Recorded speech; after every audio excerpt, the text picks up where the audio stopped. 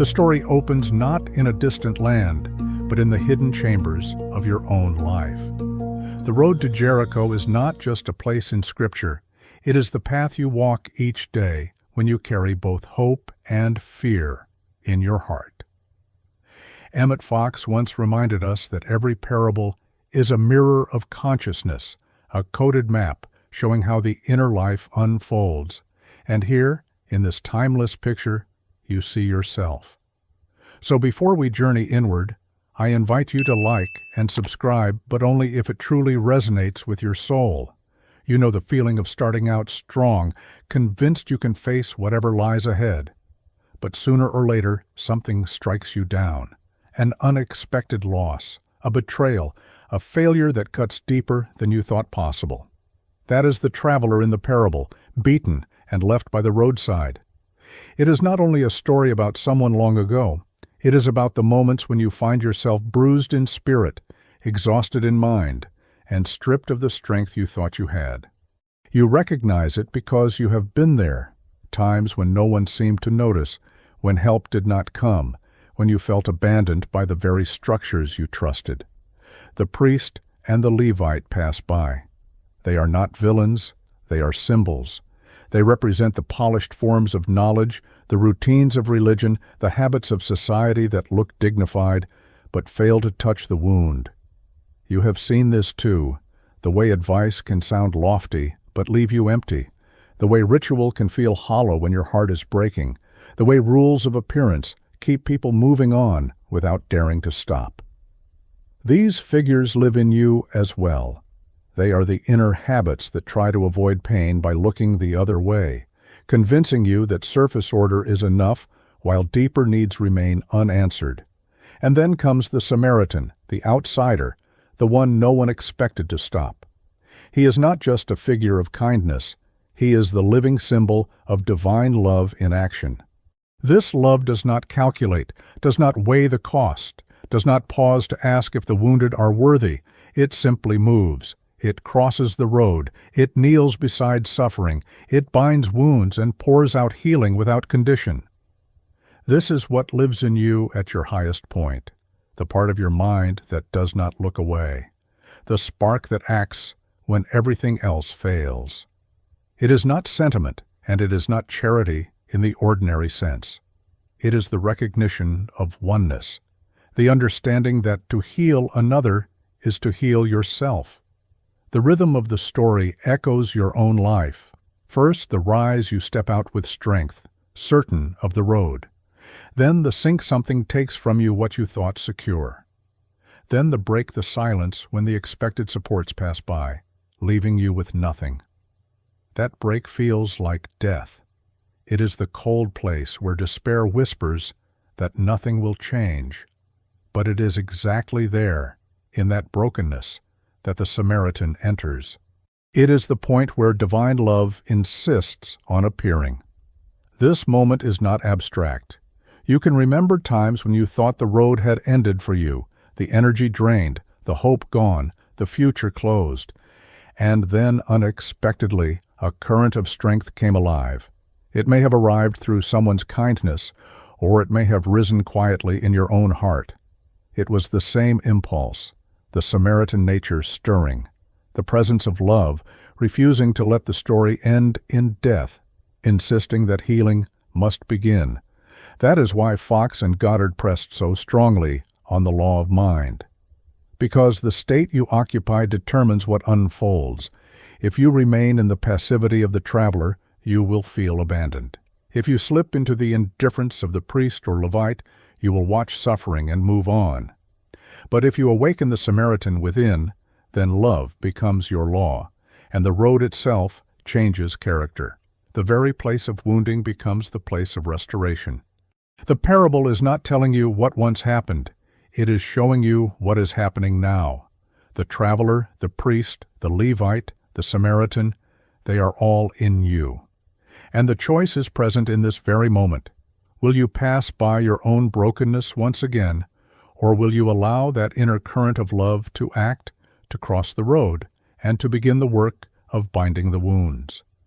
Every law of life rests on one central principle: Consciousness creates. This is the foundation that Emmet Fox, Neville Goddard, and every great teacher of New Thought have repeated in different words, but always with the same urgency. The law of mind is the law of choice, and you live under it whether you recognize it or not.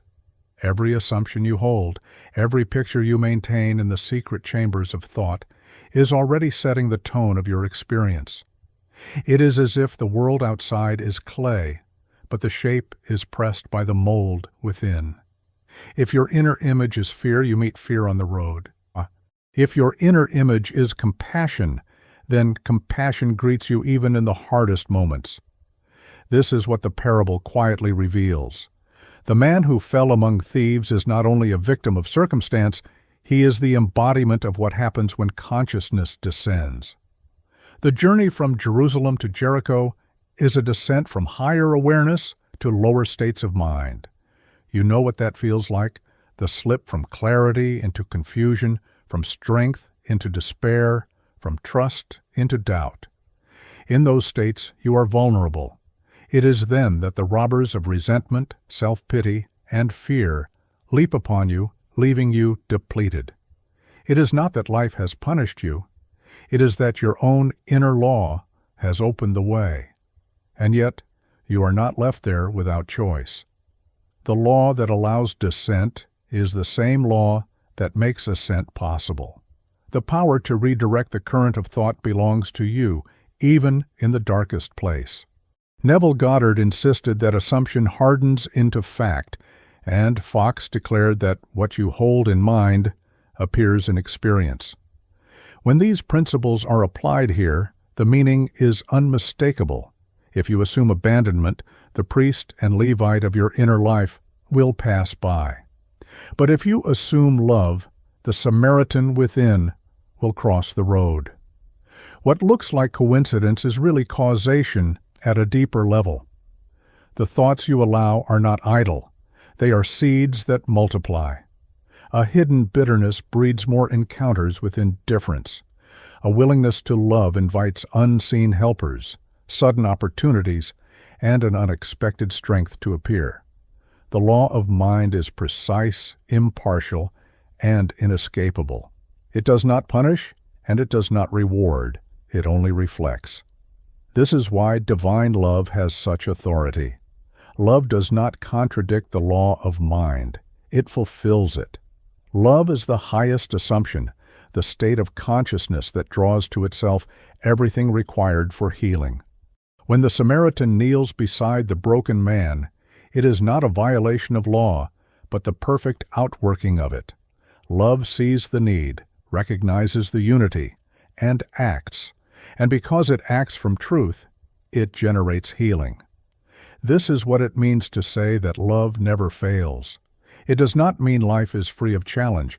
It means that love, as a mental equivalent, reshapes every challenge into the opportunity for restoration.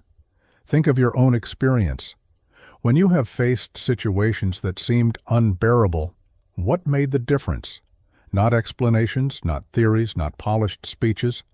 It was the moment you chose to think differently, to choose compassion over bitterness, forgiveness over revenge, courage over fear. That choice set a new law in motion even before anything outward changed. The situation may have remained the same for a time, but the energy shifted. Healing had already begun because consciousness had changed its posture. The law of mind is not cold or mechanical. It is alive, vibrant, and immediate. It is your partnership with the infinite, moment by moment. To ignore it is to stumble in the dark. To use it consciously is to walk in power. The parable is not just showing you an act of kindness. It is showing you the operation of law. It is declaring that love, when chosen, becomes the ruling state. And when love rules, the wounded rise. This is the invitation at the start of the journey, to see that nothing is random, that even the most painful descent carries within it the possibility of transformation. The man by the roadside is you at your lowest, but he is also the proof that you can rise. The Samaritan is you at your highest. showing that divine love is already waiting within, ready to act as soon as you permit it. The law of mind and the law of choice are the bridge between these states. What you decide to hold, what you allow to dominate thought, will decide which role you live. The descent to Jericho is not an accident in the story. It is a symbol of the times when life itself seems to draw you downward. To leave Jerusalem, the city of peace and higher vision, and move toward Jericho, the low-lying place, is to experience the inevitable pull of human struggle. You know this descent. It is the season when confidence slips away, when the atmosphere grows heavy, when things you thought secure begin to fracture.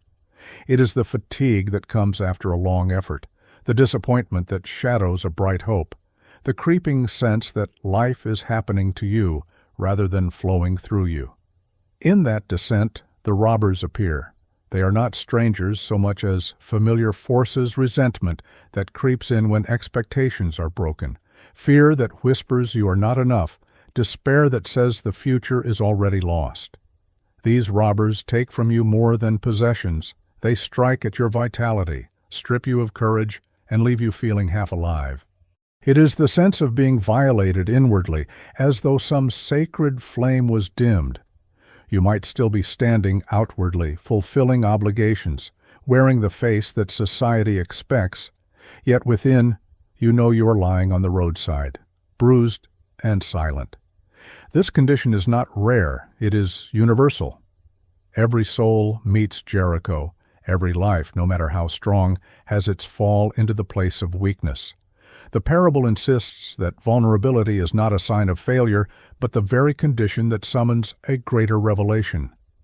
Without the descent, there is no encounter with the Samaritan. Without the breaking, there is no discovery of love as power. This is why Fox emphasized that trials are not punishments, but opportunities. They are the soil in which the law of transformation grows.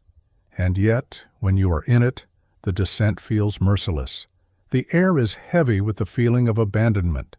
The priest and the Levite walk by inside you, repeating the old patterns of avoidance. Just move on. Keep up appearances, do not let anyone see.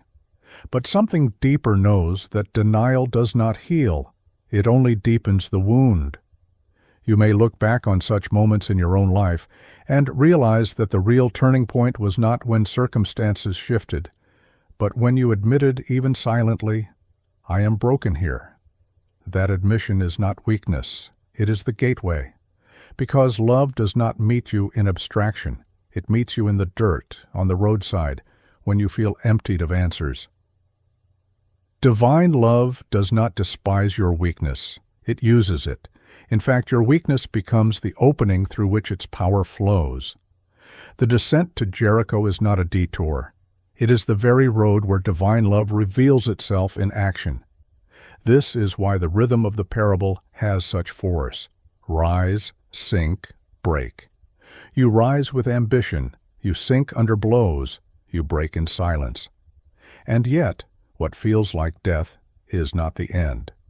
It is the threshold where the Samaritan steps into view. That figure of love cannot be known from the safe heights of Jerusalem. It must be met in the low places of Jericho. It is there, when all else has failed, that the truth becomes undeniable. Love is not theory, but movement. It is not a principle you recite. It is a presence that bends down and acts. When you think of your own life, recall the descents that shaped you most.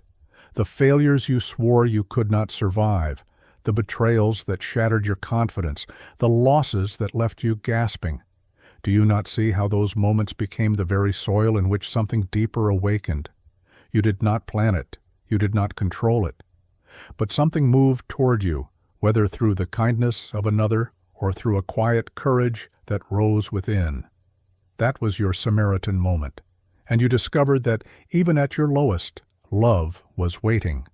So the descent to Jericho is not a curse, it is a necessary passage.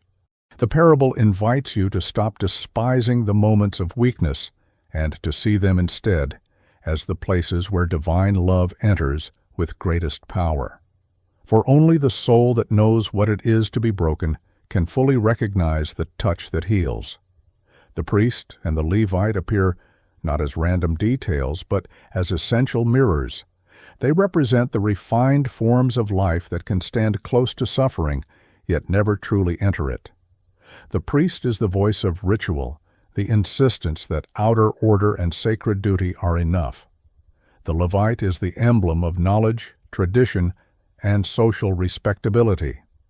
Both see the wounded man, both pass by. In that act, they reveal the great truth that intellect without love is powerless, and ritual without compassion is empty. You know these figures not only in history but within yourself. There are moments when you have responded to pain, your own or another's, with a polished habit rather than real attention. Perhaps you recited words of comfort but kept your heart sealed.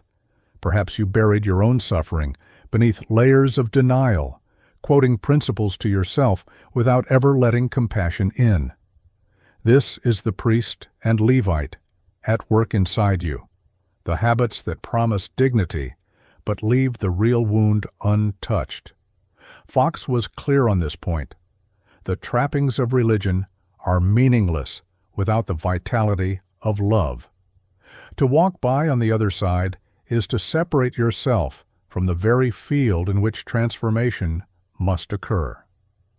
Neville would add that to imagine without feeling, to declare without conviction, is to pass by the wounded man in your own consciousness.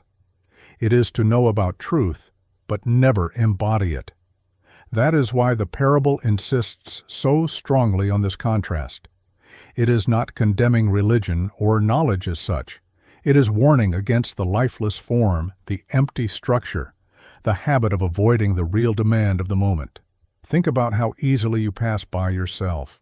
When your inner life feels broken, do you pause to care for it, or do you rush past, keeping up appearances, pretending all is well?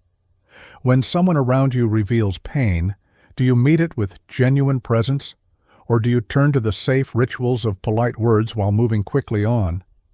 The parable does not ask this as moral accusation. It places the mirror before you so you can see how often avoidance masquerades as strength. There is also fear in their passing. To stop would be to risk defilement, inconvenience, or even danger. To cross over and help would cost something. In your own life, this fear appears as the hesitation to face pain, the reluctance to enter the raw places of experience where tidy explanations collapse. To love is to risk being touched by the wound. To love is to allow yourself to feel. And this is why the priest and Levite step aside. They symbolize the part of you that resists vulnerability, that prefers to keep things in order, even if the order is lifeless. But the parable is not content to leave you in avoidance. It presses you to recognize that the priest and Levite live in you so that you can choose differently. You cannot pretend they do not exist, nor should you condemn them. You must see them for what they are, habits of bypass, tendencies to stay safe when love requires risk. Once you see this, you can refuse to let them dominate. This inner confrontation is necessary because love cannot act until avoidance is exposed. If you do not name the ways you walk past your own pain, you will never learn to cross the road. If you do not see how you withhold compassion from others in subtle ways, you will never understand the urgency of the Samaritan's step. The parable shows you the contrast so that when love does appear, you recognize it not as another form, but as a power of a different order altogether. And so, in every moment of choice, you stand between the priest and Levite on one side and the Samaritan on the other. One keeps you polished but empty. The other asks you to risk everything for the sake of healing. The story forces the question, which part of you will move? The Samaritan enters the scene as the disruptive presence of love itself. He is not bound by the same calculations as the priest or the Levite. He does not ask if the wounded man belongs to his tribe, if the help will be noticed, or if the risk will be worth it. He simply acts. This is the force of divine love, moving without condition, breaking through prejudice, and revealing that true compassion is never passive. It does not linger at the edge of suffering. It crosses the road. You feel this in your own life when something in you refuses to look away, even when indifference would be easier. It is the sudden decision to reach out to a friend you know is hurting, even if you fear being rejected. It is the inner voice that compels you to forgive, even when bitterness seems justified. It is the quiet strength that bends toward your own broken places instead of burying them under distraction.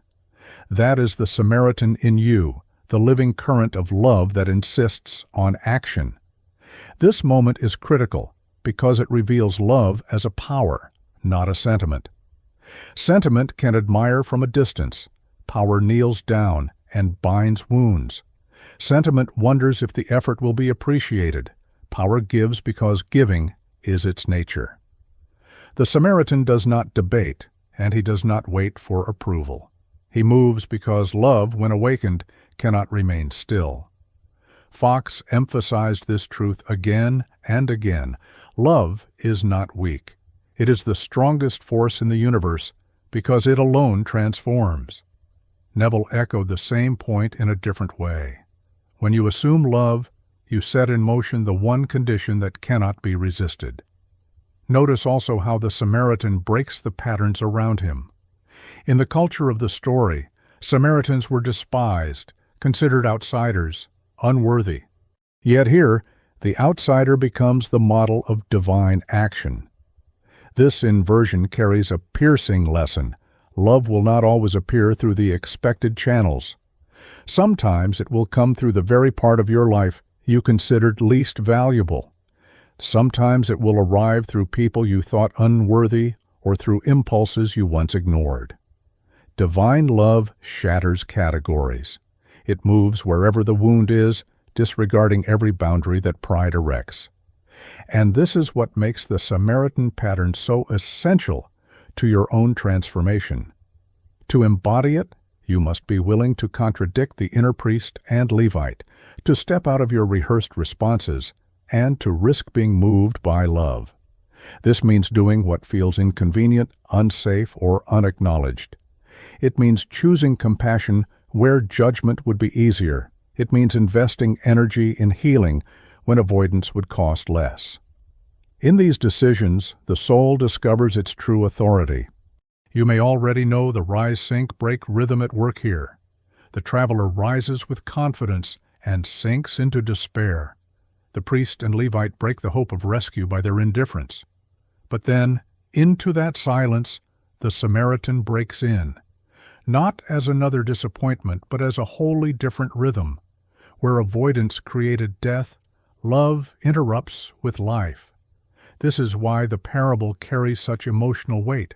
It names the dead feeling you have known, the experience of being unseen, and then places beside it the shock of being met with unconditional care.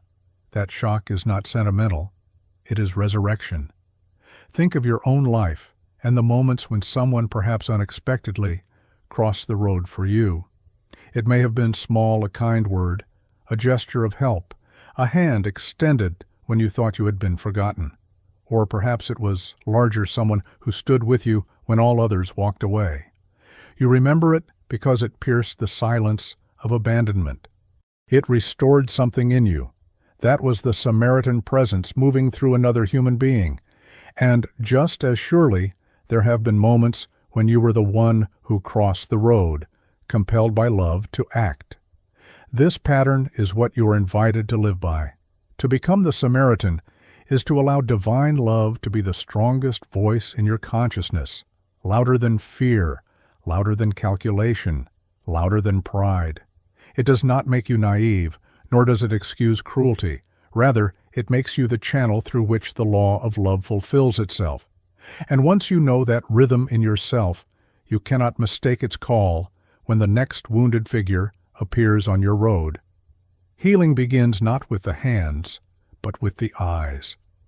The Samaritan saw the wounded man differently than the priest or Levite.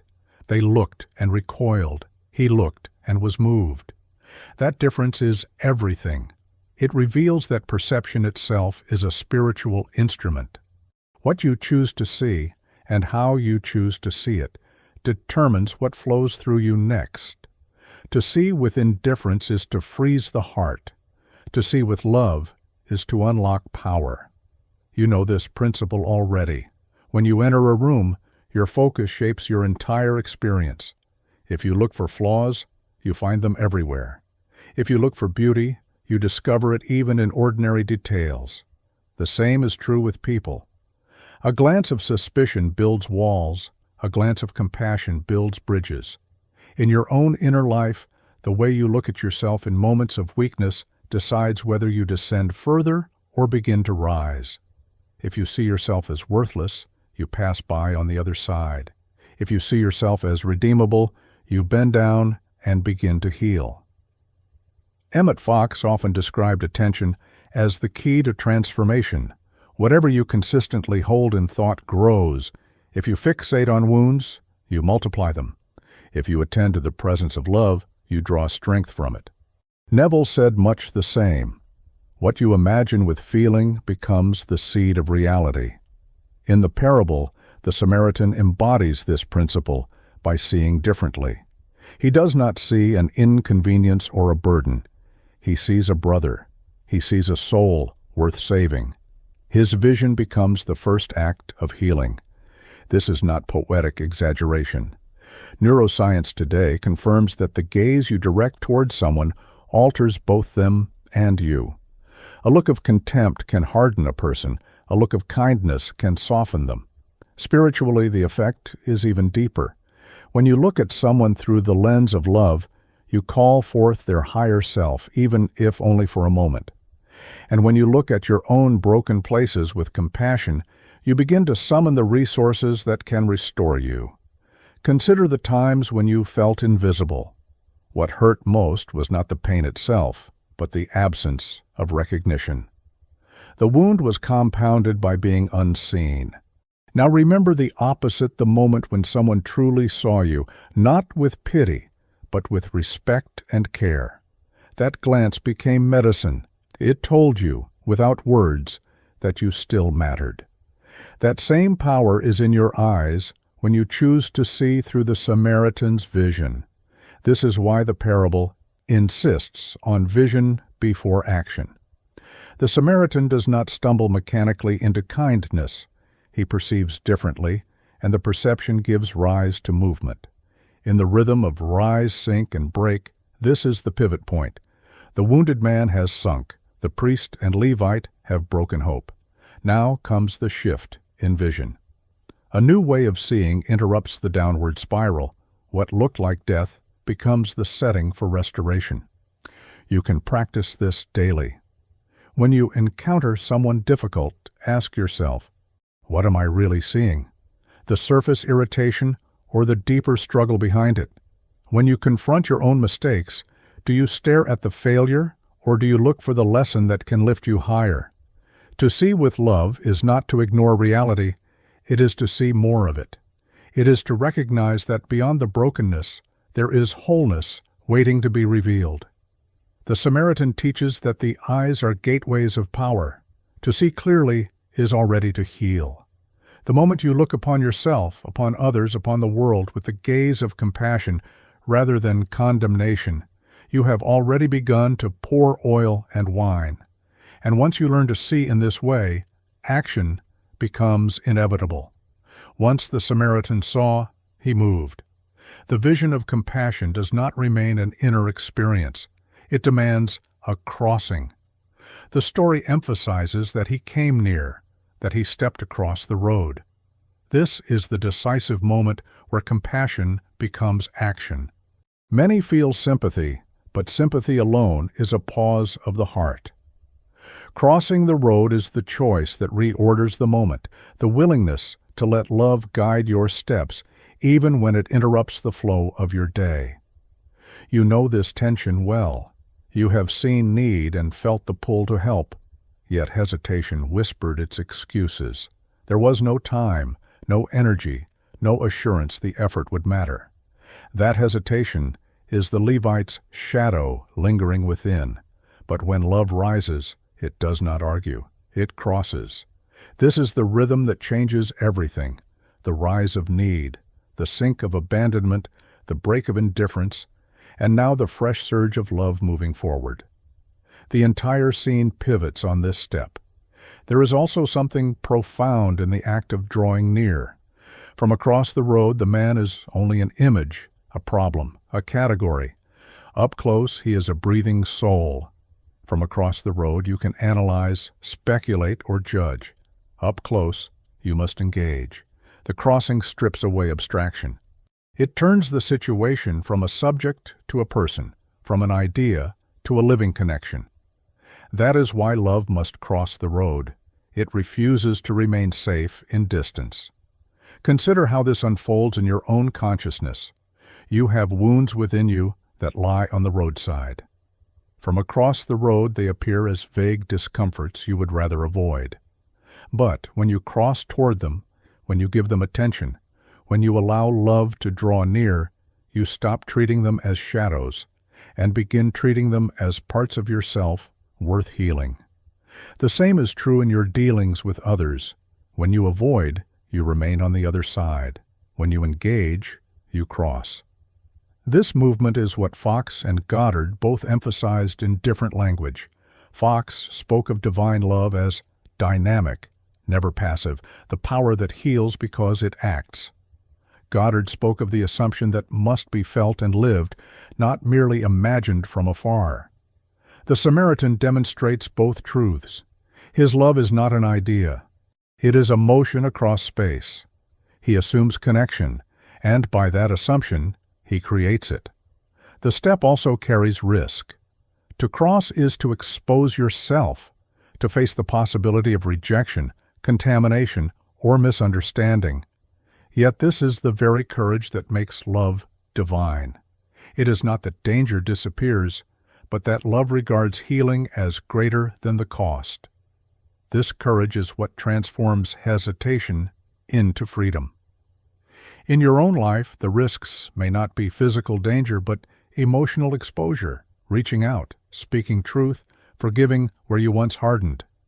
Yet without this risk, love remains a sentiment only. When you remember times you crossed the road, perhaps to defend someone excluded, perhaps to acknowledge pain in yourself you had denied, you recall that a strange vitality followed. The act itself restored energy. That is because divine love, once expressed, carries its own reward. It strengthens the giver, even as it heals the receiver. The Samaritan shows that the crossing is not only for the wounded, it is for the healer too. To see differently is the seed. To cross the road is the sprout breaking through. It signals that love has taken root in motion, that a new possibility is now unfolding where despair once ruled. The Samaritan does not stop at drawing near. He kneels, touches the broken body, and begins to bind the wounds.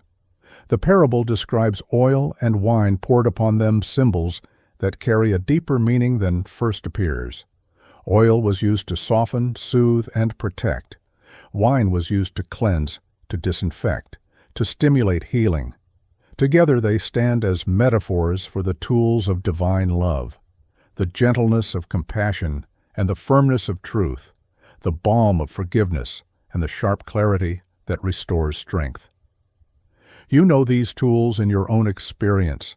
There are moments when you needed oil, the soft reassurance that you were not beyond hope, that tenderness still had a place for you. Without it, the wound would have hardened into bitterness. And there are moments when you needed wine, the firm word, the cleansing honesty that stung for a time, but prevented the infection of self-deception.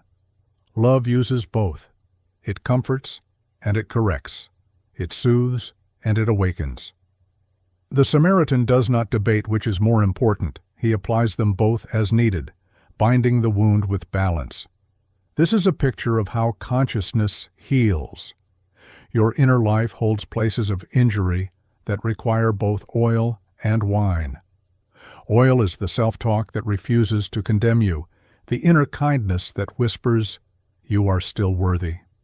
Wine is the discipline of thought, the refusal to indulge destructive patterns, the courage to disinfect resentment with forgiveness. Without oil, your spirit becomes brittle. Without wine, your healing festers into sentimentality. But together, they generate true restoration. Think of the rise-sink-break rhythm once more.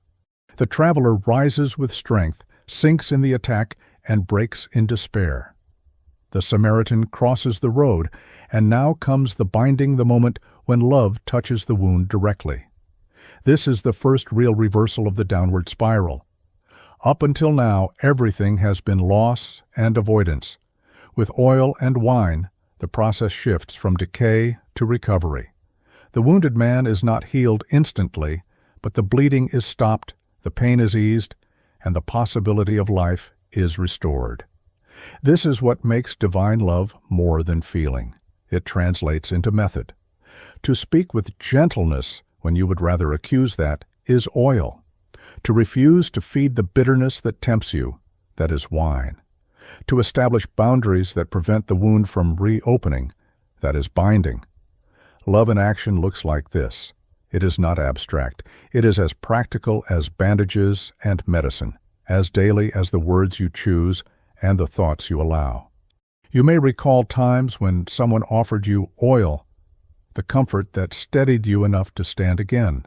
Or perhaps you remember when someone gave you wine, the truth you resisted, but later recognized as cleansing.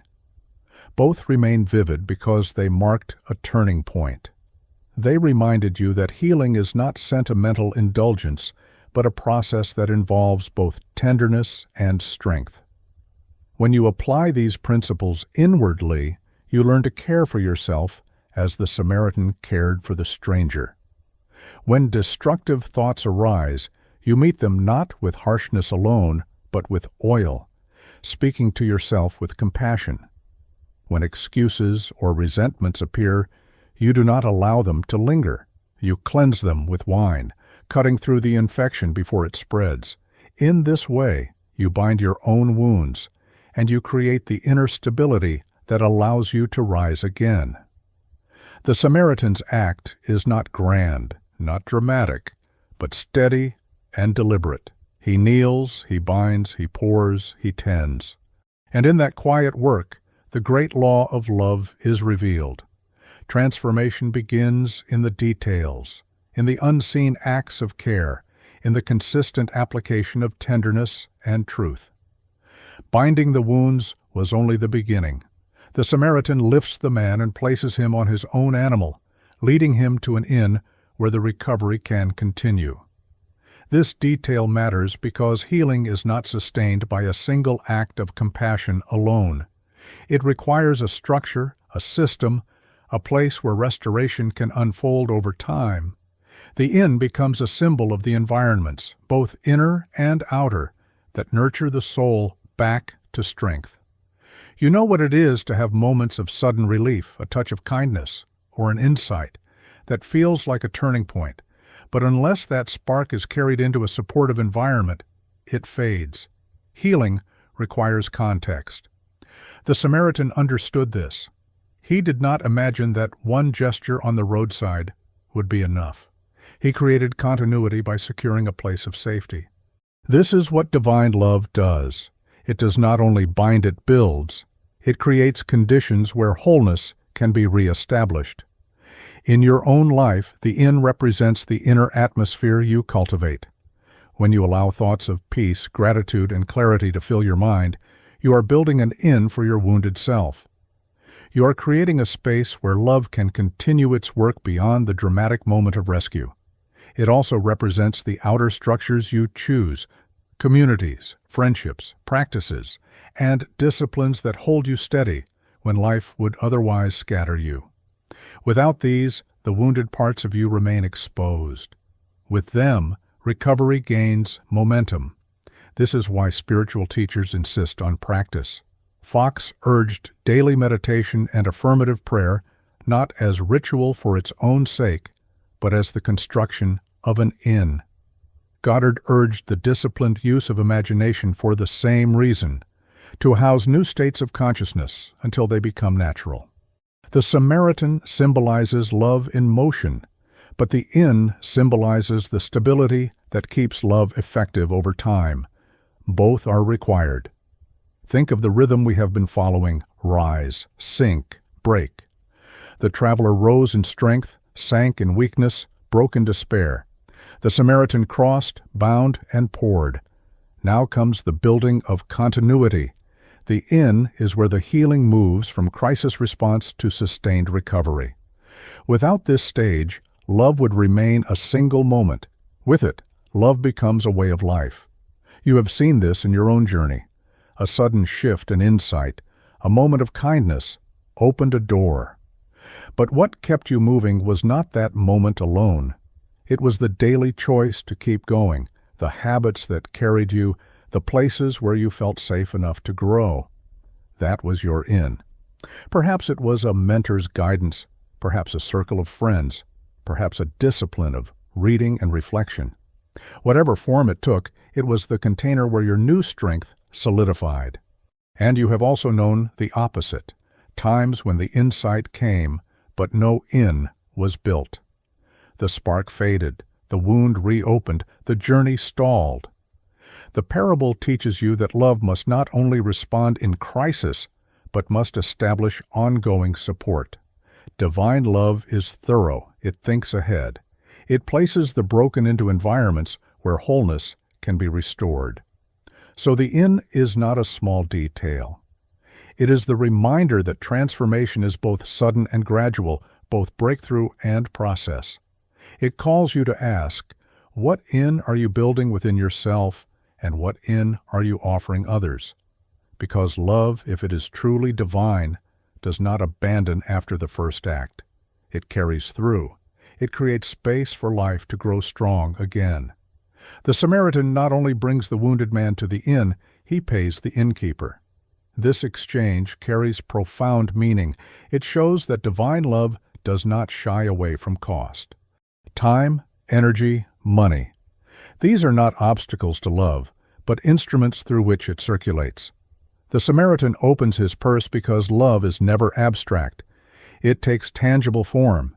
It honors the practical requirements of healing. You recognize this in your own experience. Every true act of care has a price. It may demand your time when you feel rushed, your energy when you feel drained, your resources when you would rather hold back. Yet, in those moments, when you choose to invest, you discover a paradox. What you give away in love multiplies rather than diminishes. Fox often spoke of money as spiritual substance, a flow that increases through right use. To spend on healing, to invest in restoration, is to align yourself with that flow. The innkeeper in the parable represents the systems and people you entrust with the work of ongoing care. To pay the innkeeper is to recognize that others carry a role in the healing process, and that love requires partnership. You cannot do everything alone. Divine love delegates, supports, and sustains. This humility is part of its power. The Samaritan does not cling to the task as if only he can heal. He releases the man into another's care, ensuring that provision continues even in his absence. Think of how this principle applies to your inner world. Paying the innkeeper means investing your energy into disciplines that sustain you. It is the time you commit to meditation, the attention you give to study, the resources you use to build a healthier environment. These are not luxuries. They are the payment required to keep your soul's healing active. When you neglect them, wounds reopen. When you honor them, recovery strengthens.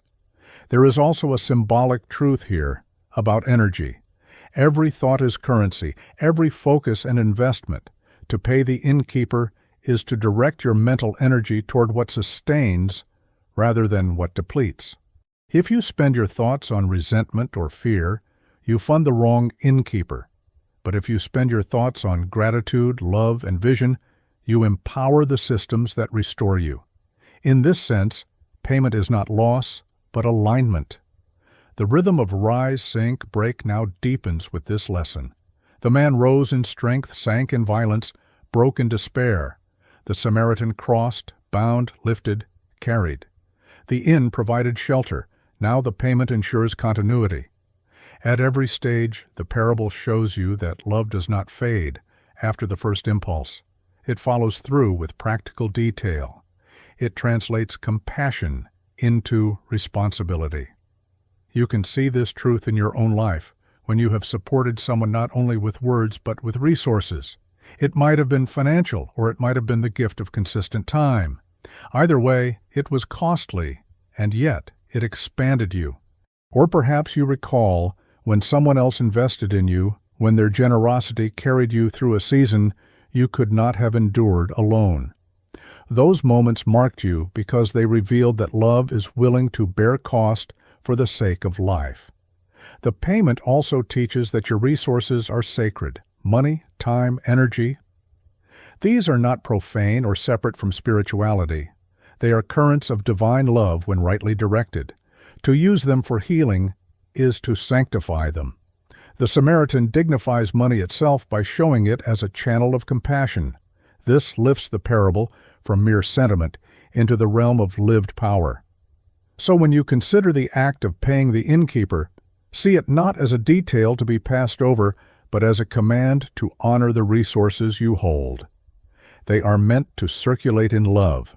When they do not diminish. They multiply, restoring both the one who gives and the one who receives. The Samaritan does not simply leave money with the innkeeper. He adds a promise. Take care of him, and when I return, I will repay you. That promise may seem like a small detail, but it carries the weight of divine love's reliability. Love does not vanish after the first gesture. It does not give once and then forget. It establishes continuity, accountability, a thread of faithfulness that stretches beyond the moment. You have known what it feels like when someone helped in a crisis but disappeared afterward. The initial kindness mattered, but the absence left another wound.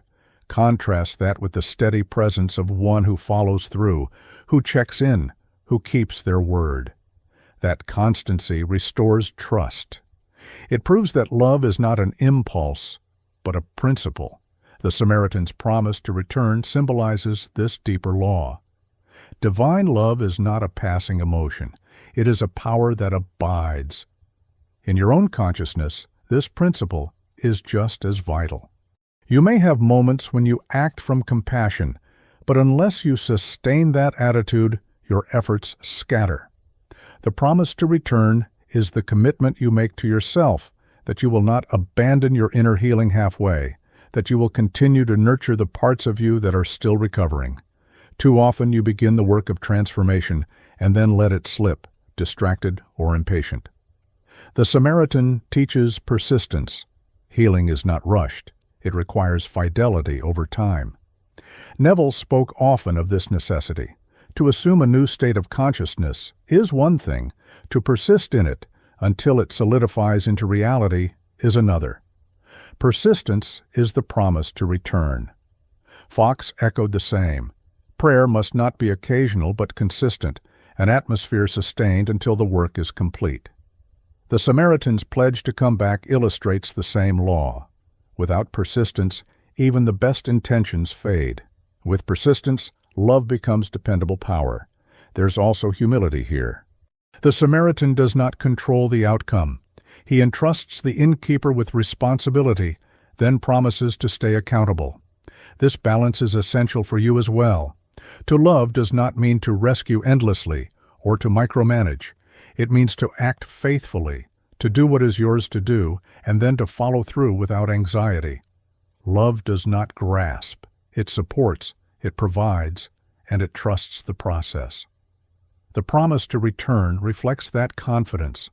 In the rhythm of the story, this is another upward turn. The man rose, sank, broke. The Samaritan crossed, bound, lifted, carried, paid. Now the promise adds durability. It stretches love beyond the immediate crisis into the future. Where abandonment once defined the wounded man's experience, constancy now defines it. This reversal is what makes the parable not only a story of rescue, but a story of restoration. Think of your own life. Recall the moments when healing began not because someone acted once, but because someone stayed. Their promise became the foundation on which you could rebuild. Or think of the promises you have made to loved ones, to yourself, to your own soul. When you kept them, you discovered strength you did not know you had. When you broke them, you felt the wound deepen. The parable calls you back to the higher pattern, to let love prove itself by consistency. The Samaritan's promise reveals divine love's character. It is not quick relief, it is lasting restoration. It is not merely sentiment, it is faithfulness. It abides through time, through difficulty, through the long work of recovery. This is the love you are called to embody, not love that dazzles for a moment, but love that endures, reliable and steady as a returning presence. When the lawyer first asked Jesus, "Who is my neighbor?" he was really asking how far love must extend. The parable's answer overturns every narrow definition. Neighbor is not limited to those who share your blood, your beliefs, your tribe, or your comfort zone. Neighbor is any life placed within your sphere of influence, any soul that your path touches, any need that crosses your vision. The wounded man on the roadside is the ultimate stranger, yet the Samaritan claims him as neighbor through action. This strikes at the root of how you see others and yourself. Too often, you decide unconsciously who qualifies for your compassion and who does not. Those who agree with you, those who flatter you, those who look like you, they slip easily into the circle of neighbor. But those who disturb you, offend you, or simply remain invisible, you leave them on the other side of the road.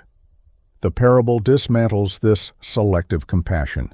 It declares that your neighbor is whoever appears in your path, and more deeply, it declares that the broken parts of your own self are also your neighbor. Think of how easily you dismiss your own inner wounds. You rush past them, embarrassed or unwilling to face them, just as the priest and Levite rushed past the man. But the Samaritan within insists otherwise. Every neglected part of your consciousness is your neighbor.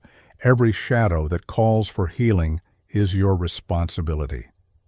Divine love does not allow you to fragment yourself into acceptable and unacceptable pieces. It calls you to embrace the whole, to cross the road even toward the abandoned corners of your own soul. Fox taught that true prayer recognizes unity. There is one life, and you share it with all. To love selectively is to deny the very principle on which healing rests. Neville pressed the same truth in his own way. When you imagine for another, you lift yourself, because consciousness is one. The parable's redefinition of neighbor flows from this law. There is no separation in truth. Every figure you meet on the road is an aspect of the same life that breathes in you. In the rhythm of rise, sink, and break, this lesson becomes sharp. The traveler rises, sinks, and breaks, and others avoid him, because he does not fit their category of neighbor. They rationalize their indifference, but the Samaritan demonstrates that love dissolves categories. He sees a human being, nothing more, nothing less. In that moment, divine love erases division and establishes unity. Consider your own encounters. There are people you once regarded as outsiders who later became essential to your growth. There are parts of yourself you once despised that later revealed hidden strength. Each time you expanded the circle of neighbor, healing multiplied. Each time you narrowed it, you passed by opportunities for transformation. The parable is not asking you to feel guilty. It is inviting you to awaken to the vastness of love's reach. To live this way requires courage. It means seeing beyond the comfort of similarity and extending compassion where instinct resists. It means facing your own neglected self and offering it care instead of rejection. It means recognizing that neighbor is not chosen. Neighbor is given. Whoever appears on your road, in your thoughts, in your life, that is your neighbor. And the law of divine love compels you to respond. The parable would lose its force if not for the fact that Jews and Samaritans despised each other in that age. The story is constructed to confront prejudice head-on. The very one considered impure, foreign, and unworthy becomes the channel of divine love. This inversion exposes how much of human suffering is perpetuated by the mental images we hold of one another. Prejudice is not only social, it is spiritual blindness. It reduces living souls to categories, blocking the flow of compassion before it even begins. You know how subtle this blindness can be. It is not always loud hostility. More often, it is the quiet decision to distance yourself from someone because they don't fit your image of what is acceptable. It may be cultural, political, personal, or even internal, because you can also hold prejudice against your own forgotten parts, the sides of yourself you judge unworthy of love. Just as the Jews despised Samaritans, you sometimes despise your own brokenness.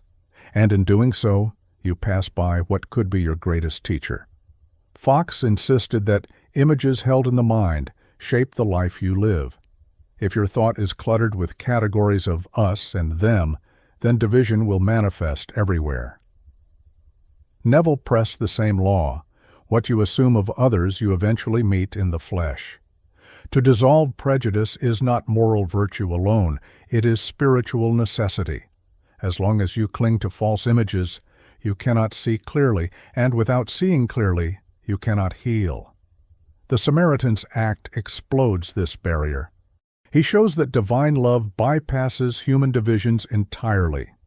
Love does not consult the map of social approval before it acts. It does not measure worthiness. It does not care whether the other belongs to your circle or not. It recognizes only the wound, and it moves to bind it.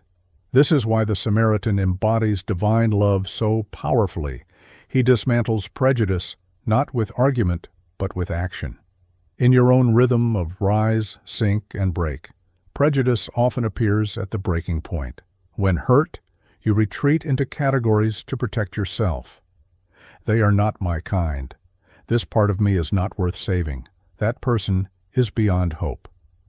These are the thoughts of the Levite mind. They harden your heart and freeze compassion. But the Samaritan vision interrupts this collapse. It refuses to let prejudice define reality. It insists that love is larger than every wall you build. You can see this in your life when you reflect on relationships you once dismissed. Perhaps someone you misjudged later revealed surprising depth.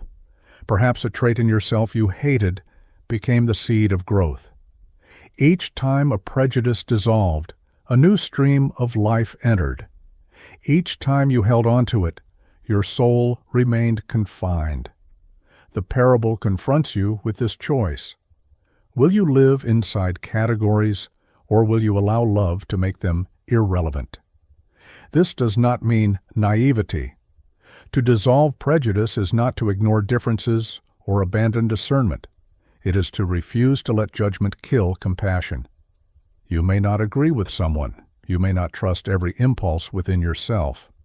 But love requires you to see past the label, into the life, past the wall, into the humanity. Only then can healing begin. The Samaritan shows you that prejudice is not real power. Love is. Categories crumble. Divine love remains. When you live in that recognition, you become free not only from hatred of others, but from the subtle self-hatred that has chained you for so long. Divine love is fearless, yet it is not reckless. The Samaritan's act of compassion required courage, but it also required discernment. He did not throw himself on the ground beside the wounded man and despair with him. He acted with boundaries, binding the wounds, lifting the man, taking him to a place of recovery, and then entrusting him to another's care. This balance is crucial. Without it, love becomes martyrdom, draining itself without wisdom. With it, love remains strong, able to continue giving without collapsing. You have faced this tension in your own life. There are times when you wanted to help, but felt yourself being pulled under by the weight of another's pain. There are times when you confused sacrifice with compassion, believing that to love meant to lose yourself. But the Samaritan shows another way. He enters the brokenness without being consumed by it. He gives what is his to give, then delegates what must be carried on. He remains courageous, but he does not abandon his own center. Fox often warned against false martyrdom. To exhaust yourself in the name of love is not spiritual. It is ineffective. Neville, too, emphasized that you cannot lift another without first assuming the higher state yourself. If you sink into the same despair, you cannot heal. This is the wisdom of boundaries. Love requires clarity about what is yours to carry and what must be entrusted elsewhere. It is the recognition that compassion flows strongest when rooted in strength. The rise-sink-break rhythm helps you see this. The traveler has sunk, broken by violence. If the Samaritan were to collapse beside him, there would be no reversal. The story would end in death for both. But because the Samaritan remained steady, courageously present yet internally grounded, the pattern shifts. He lifts the man rather than sinking with him. This is love with boundaries. It refuses to look away, but it also refuses to be destroyed. Think of how this applies within yourself. There are wounded places in you that cry out for attention. If you drown in them, replaying the injury without end, you only deepen the damage. But if you approach them as the Samaritan did, compassionate yet steady, you begin to heal. You tend the wound without letting it define you. You acknowledge the pain without surrendering your entire identity to it. This is the courage of love with boundaries applied inwardly. The same is true with others. To love someone does not mean to absorb every burden they carry. It means to show up fully, to help where you can, to support without judgment, but also to know when to step back, when to trust the process, when to entrust them to their own path or to other supports. This is not abandonment. It is wisdom. It ensures that your love remains a channel of divine power rather than a well that runs dry. You may recall moments when you lacked boundaries and ended up resentful, drained, or broken yourself. Those experiences taught you that unwise compassion burns out. But you may also recall moments when you gave with strength clear about what you could offer and what you could not, and discovered that your love was more sustainable, more effective, and more freeing.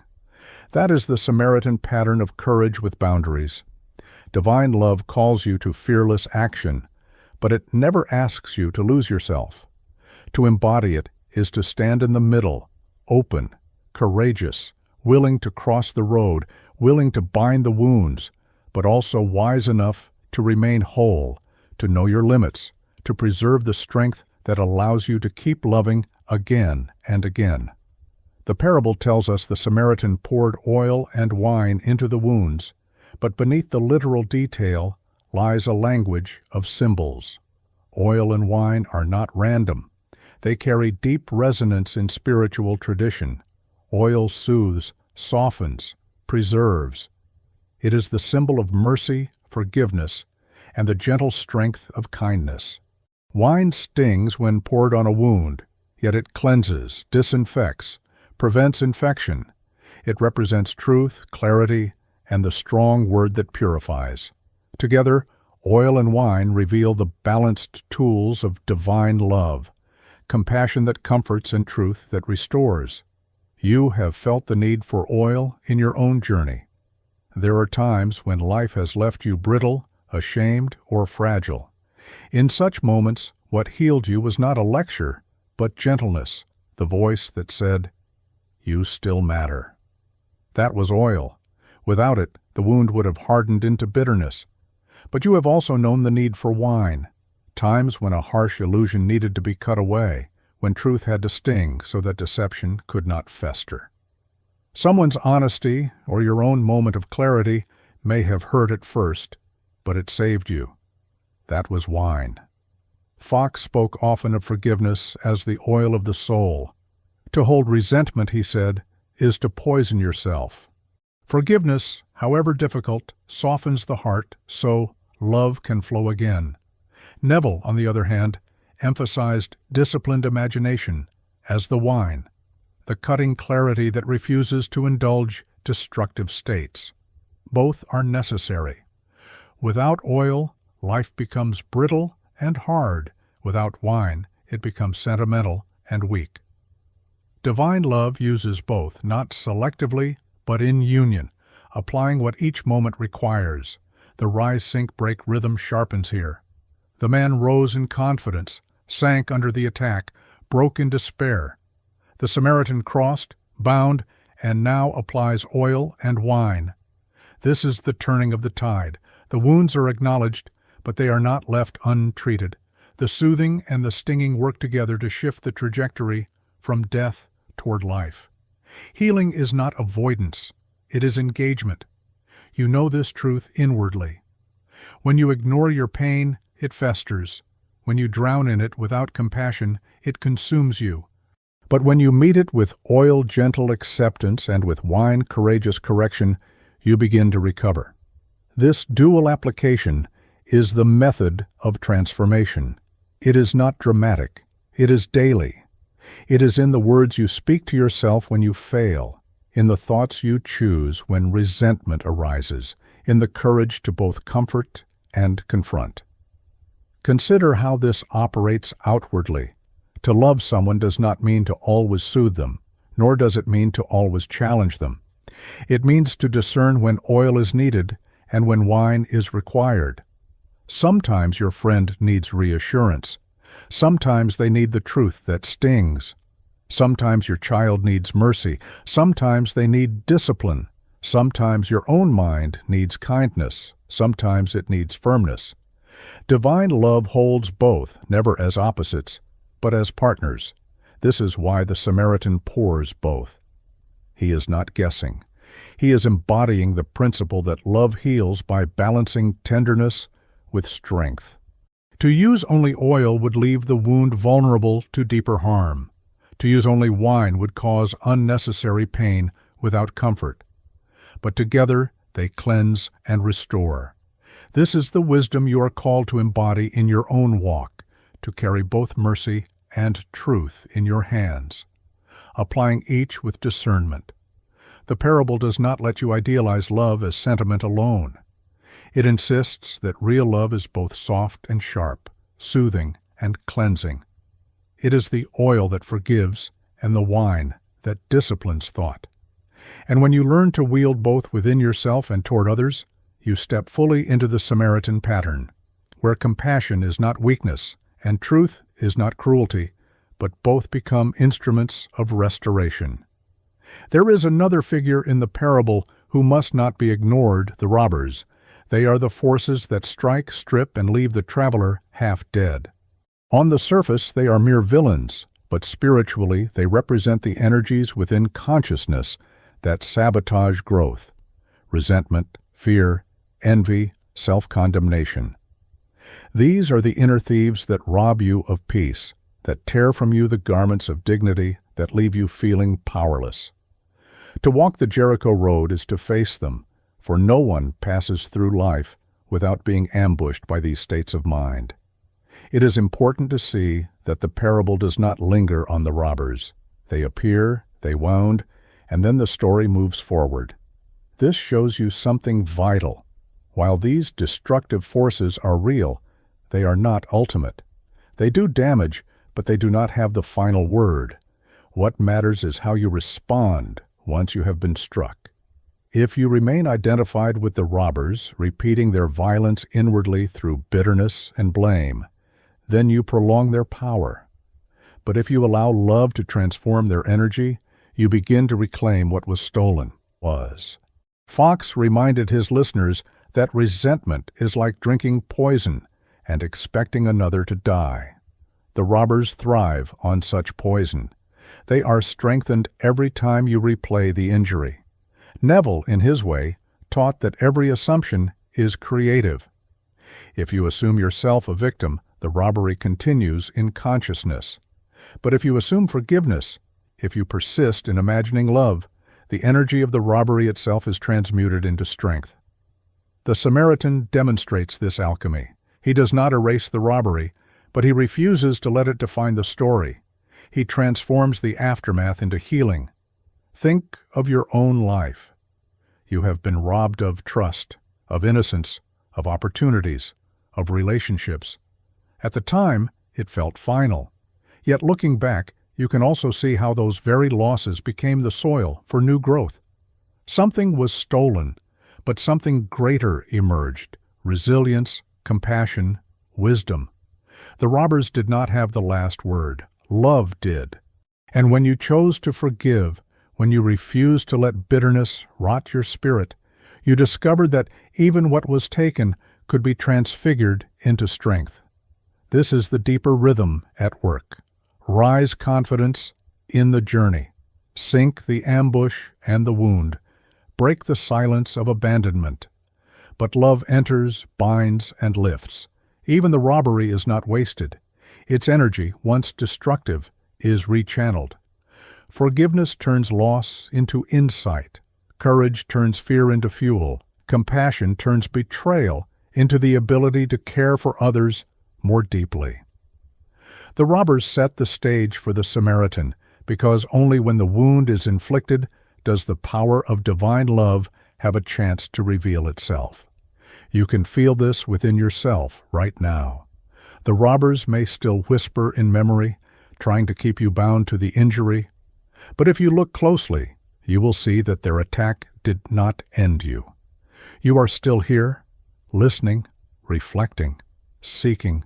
That proves that love has already carried you further than you realized. What you thought would destroy you has already become part of your unfolding strength.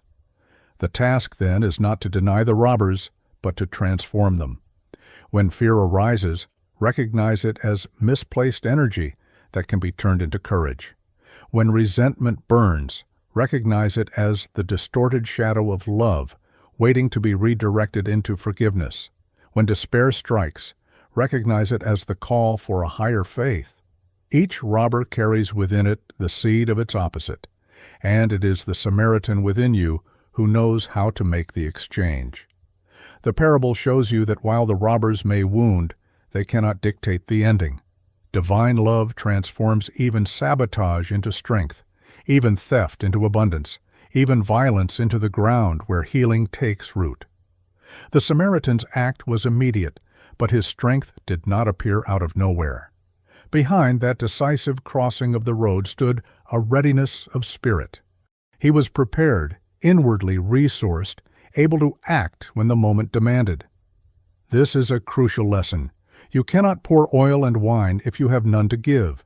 You cannot lift another if your own reserves are empty.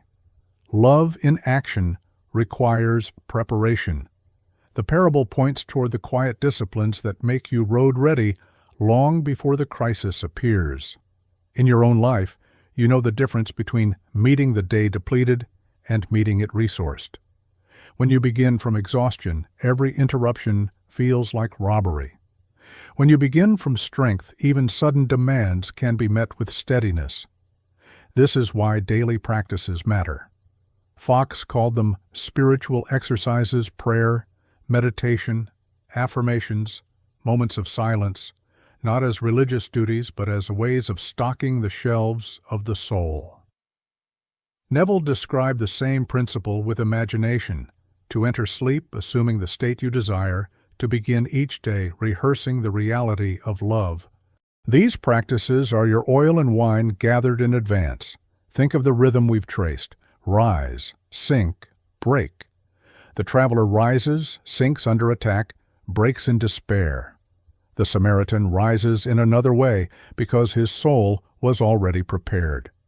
If he had been inwardly empty, he too would have passed by. Readiness determines response. You cannot choose love in the moment if you have never cultivated it in the quiet hours. You cannot see with clarity on the road if you have never trained your vision in solitude. Consider how this applies inwardly. Your own wounds require you to be both Samaritan and innkeeper to yourself. If you do not prepare, if you live scattered and distracted, you have little to offer when the broken places cry out. But if you establish rituals of strength, gratitude, reflection, forgiveness, you are ready to meet your own weakness with compassion. You become a steady presence to yourself, and thus capable of being steady for others. Road readiness does not mean perfection, it means consistency. Small acts done daily build reservoirs of strength. 10 minutes of stillness in the morning, a habit of gratitude before sleep, a practice of releasing resentment as it arises. These are simple, but they accumulate. They create an atmosphere in which love is always near the surface, ready to act. Then, when the unexpected happens, as it always does, you are not scrambling. You are already resourced. Think of the times when someone crossed the road for you. Their act may have looked spontaneous, but behind it was their cultivated character. They had prepared themselves through years of practice, consciously or not, to act with compassion rather than avoidance. Their readiness became your rescue. And in the same way, your readiness today may become the rescue for someone tomorrow. The inn in the parable symbolizes the environment of restoration, but it is also the inner environment you must maintain daily. To be road ready is to carry that inn within you, a sanctuary of love from which you can draw. It is to walk the road with oil and wine already in your pack, knowing that sooner or later you will be called to use them. This is the quiet wisdom of the Samaritan pattern. Love does not wait for crisis to prepare. It builds strength in advance. It fills the lamp with oil before night falls. It trains the mind to see with compassion before suffering appears. And when the moment comes, it does not hesitate. It simply crosses the road and acts. The Samaritan's gesture was personal, but its lesson stretches into every structure of human life. Love is not only an individual act, it can be scaled into systems. The inn he chose is more than a shelter. It is a model of how compassion can be institutionalized, how care can be carried forward beyond the capacity of one person. If love is to transform more than a moment, it must shape the way groups, organizations, and communities operate. Think about the workplaces, families, or circles you move in. When compassion is left to chance, people fall through the cracks. A kind individual may help, but without systems that sustain care, the effort dissolves. The Samaritan shows another pattern. He builds continuity by partnering with the innkeeper, by placing resources into a structure that can continue the work. This is how love scales. It is not limited to impulse, it becomes embedded in the way things are done. Fox often emphasized that divine love must be practical. It is not vague sentiment, but applied law. Systems of justice, education, and commerce can either reflect love or contradict it. When they contradict it, they perpetuate robbery and abandonment. When they reflect it, they become inns along the road, places where the wounded can recover and rise again. Neville spoke less about institutions but made the same point in another way. Collective states of consciousness create collective experience. If groups persist in fear or prejudice, the systems they build will mirror it. If groups persist in love, the structures they create will sustain it. This applies not only to society, but to the systems within your own life. Habits, routines, and disciplines are your inner institutions. If they are built on avoidance, you abandon yourself. If they are built on compassion, you support your own growth. The Samaritan pattern requires you to examine what systems you are building, both outwardly and inwardly, and to ask if they carry love forward or let it fade. The rise, sink, break rhythm presses on this point. The traveler rose, sank, and broke under neglect. The Samaritan rose to act, but he did more than react, he built. The inn became the setting for continued healing, proof that love must establish structures. Without that, the wounded would be left vulnerable again. This same truth applies at every level of life. One act of kindness can save a moment, but only sustained systems of compassion can save a world. Consider the moments when you felt supported not only by a person, but by a structure. It may have been a workplace that valued your humanity, a community that refused to let you fall, or a practice that kept you steady even when no one else was near. Those were your ins. And think, too, of when the opposite was true, when systems failed, when structures ignored, when indifference was institutional. You know the difference in your bones. The parable asks you to choose. Will you build systems of neglect, or will you build inns of restoration? This is how the Samaritan model expands into leadership, business, and community. To embody it is to design processes that carry compassion into daily operations. It is to ensure that care is not dependent on chance, but woven into the framework. It is to treat money, time, and energy not as commodities alone, but as currents that can sustain life when wisely directed. The Samaritan teaches that love is scalable.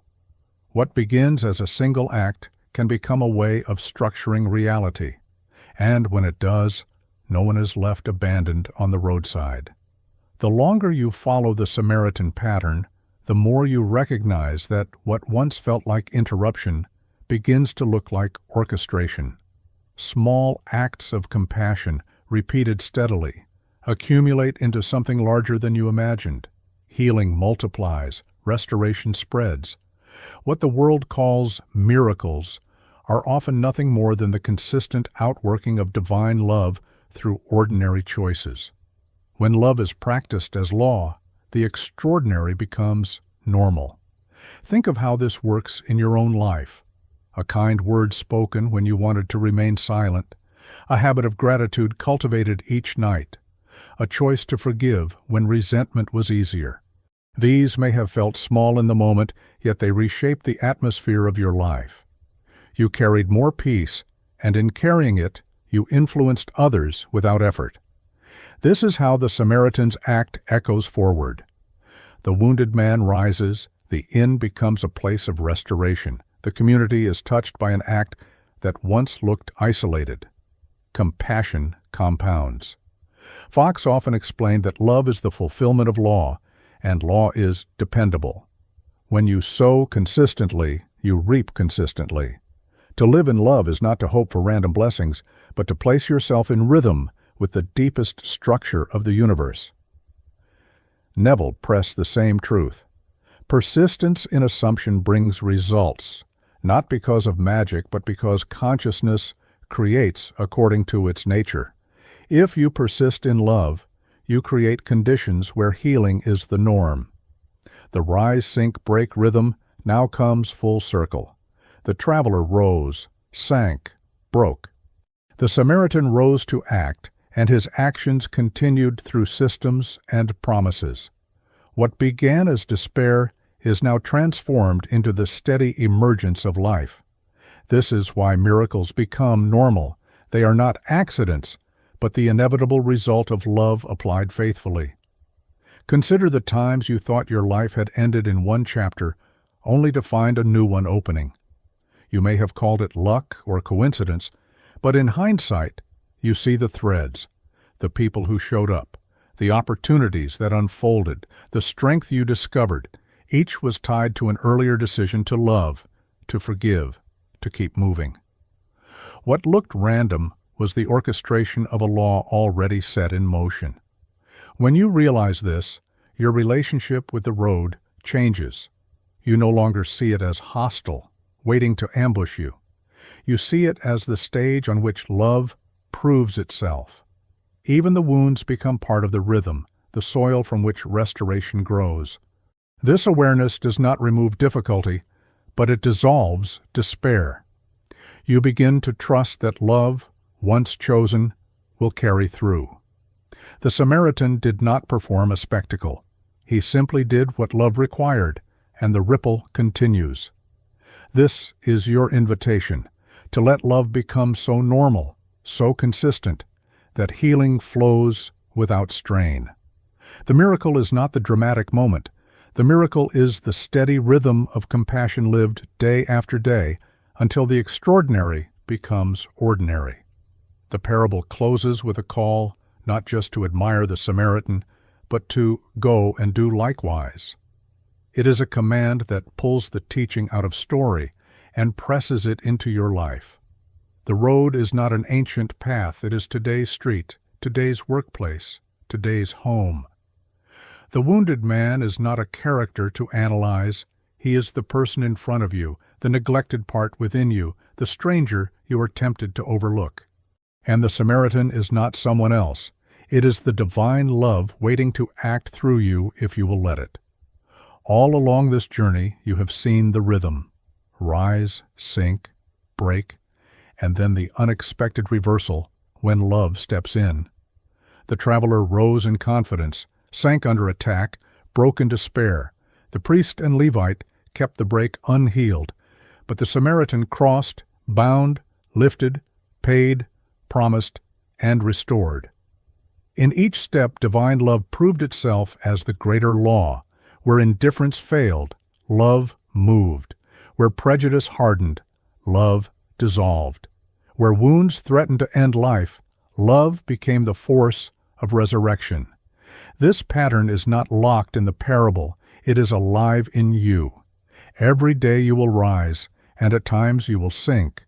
Some days you will break. But in those moments, you are not abandoned. The Samaritan within you, your own capacity for divine love, can cross the road. It can see with compassion, act with courage, bind with tenderness and truth, build systems of care, invest resources, and persist with promises. This is the call, not to admire the teaching, but to embody it until your life itself becomes a living parable. And as you do, you will find that the road itself changes. What once looked like a dangerous descent to Jericho becomes the field of transformation. The robbers lose their power because their violence is repurposed into strength. The priest and Levite lose their hold because avoidance is unmasked.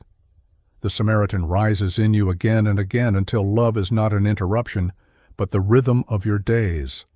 So now the pace slows. The teaching has carried you across the road, through the binding, into the inn and beyond. It has pressed into your heart a pattern that does not end when the story ends.